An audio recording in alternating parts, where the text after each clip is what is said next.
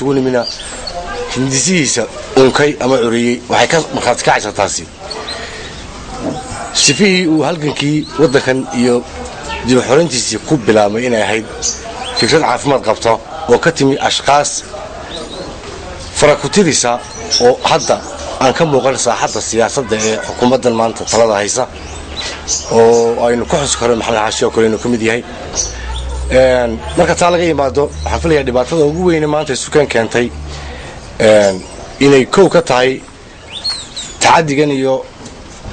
gabood falkan ku dhacay institutionadii warbaahinta oo ah dhaqan cusub caado cusub iyo dagaal cusub oo saxaafadda ay xukuumadda talada haysaa u qorshaysay in fact aan filayo inay ka dambeeyeen dad badan oo xukuumadda ka bila oo ka fikiraya in qofka bilaadka lagu caburin karo xoog iyagoo iska indhatiraya halgankii iyo dhibaatadii wadanka loo soo maray iyadoo AK iyo qoryaafka la iskaga hayo warqado suuqa lagu daadin jiray aan cidina bilaadka caburin karin cidina aan afka ka xiri karin runtii marka laga hadlayo maanta saxaafaddu marxaladda ay marayso saxaafadii waa la dilay waa la kufsaday baan oran karaa maanta xukuumaddu way kufsatay dhaqamadan institution in la xiro waa wax fudud wariye in la xirana wax fudud waxa laga sameeyay guruuba laga sameeyay saxaafadii hebel ku xidhnow hebel wasiir ku xidhnow hebel DJ hebel ku xidhnow hadii aad ku xidhnaa weydo hebel aad ku daba feeli weydana waanu ka xireenaa meesha dhaqanka maanta socdaa waa maan halkaas uu maraya waxa uu dambeeyay إن شاء الله يوجد مثال لها يوسف صحافة دبر كم دي حالة كبحسه وحالة بحيه وسيدي بالي يكرر لي هذا صحافة حالة بحسه لأن يوسف له سعلي حرية دي سي انستيوشن كيسي تسوى جف بان عندك خاص مهنة دم مثلاً مهنة دبل ما هذا بلدونيا بلا يكسر شيء أنا أخو بيرانو حالة كبحيه ما كان يوسف دي الدنيا لكن بروفيشن مهنة ومهنة دبالة كل جود ماله إلى يرين تقول له تقول lagu raali gelin maayo xaal baanu ku siinayna anagoo saxaafadii magaca sheeganayna taadi baa dhacay institutionku waxbuu soo bandhigay macluumaad buu soo bandhigay xaq waxa loogu leeyahay garsoorka in la yiraahdo soo cadeeyay fidaniska waxaad sheegtay taasoo kaliya xaq loogu leeyahay looguma laha in la yiraahdo xoog baan kugu qabsanaya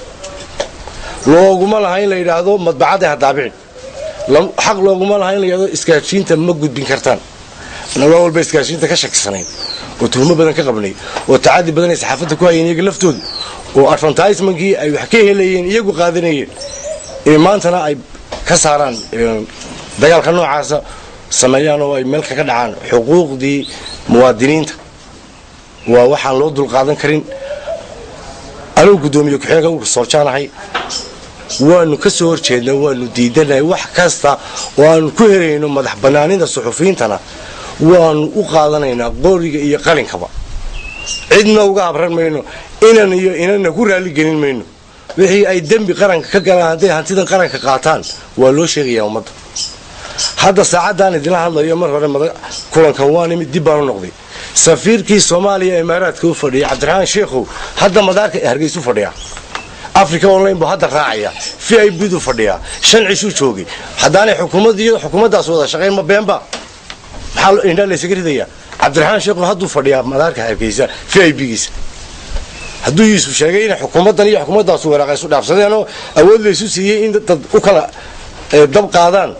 wax qarsoon ma huwa la ogeeta waa wax cad weeye hadii waxaas la sii jideeyana